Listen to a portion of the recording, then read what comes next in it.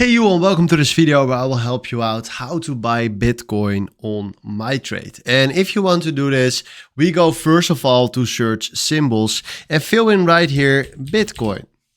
Then you will find here a lot of options, but we select right here the Bitcoin to US dollars. And then we are having right here the Bitcoin chart. Then after that, what we're going to do is select right here buy. Click on market, and then with this bar you can decide which percentage of your balance you want to buy put in Bitcoin.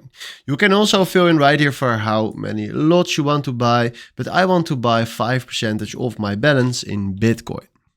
Then right after that, we can enable right here a take profit or a stop loss if you want to do that and if you want to do on risk management.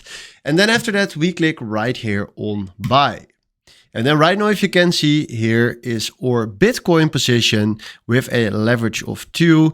And for these lots, this is the opening price. And you see right here, some more information like the margin, opening value, time, and the net profit or loss. If you want to close it, we can click on close. But right now, I'm showing you how to buy Bitcoin, not how to sell Bitcoin. So hopefully this was exactly the video where I was looking for. Then from now, thanks for watching and have a wonderful day. Ciao.